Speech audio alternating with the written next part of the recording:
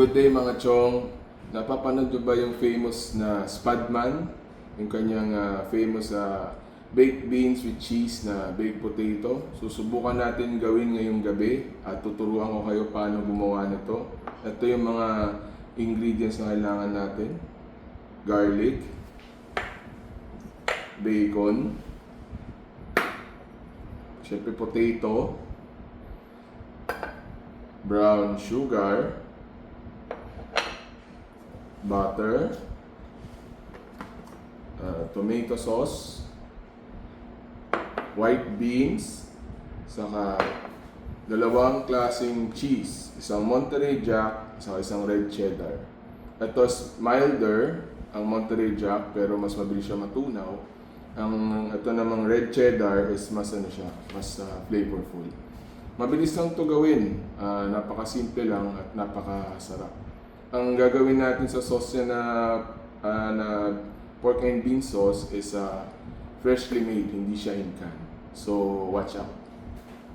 Ito na yung first step natin ng paggawa ng pork and bean sauce. Lagyan muna natin ng oil. Design natin ng bacon.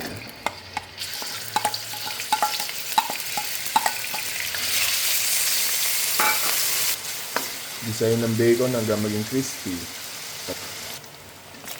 Tapos, ilagay natin yung garlic.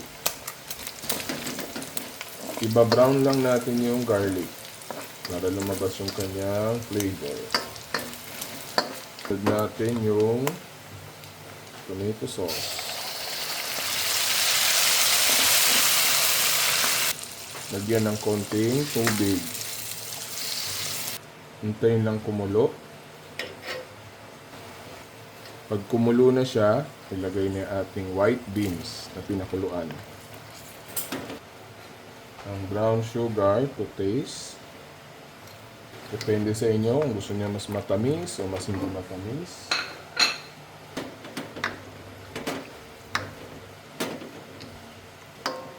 Ngayon, na-assemble na natin yung famous na ni Spadman na baked beans and cheese na potato.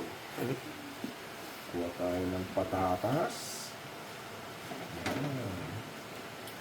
Sihiwain sa gitna. Tapos medyo ma-mash-mash ng konti. Medyo ma-mash-mash nyo.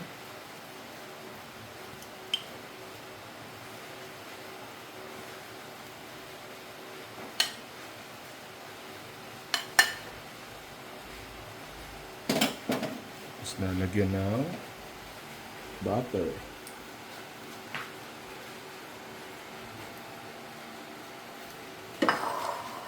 Generous amount ng butter. Ayan. Tapos cheese.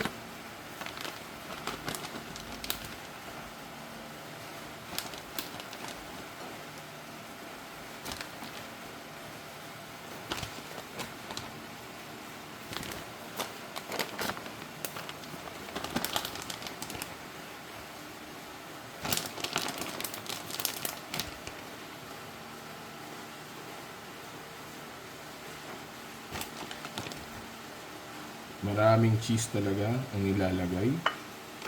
Tapos yung beans. Pork and beans.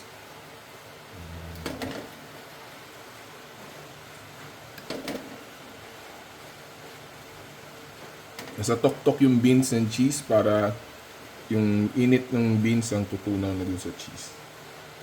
Yeah. Ngayon, titikman na natin itong ginawa nating baked beans with cheese na potato. Tingnan natin. Masarap.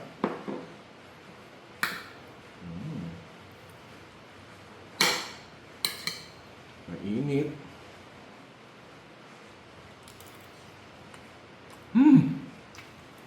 Grabe. Napakasarap. No wonder pinipilahan nila to dun sa England. Isa pa.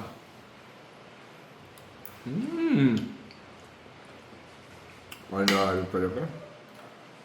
Sige, kakubusin ko na to. Akin na to.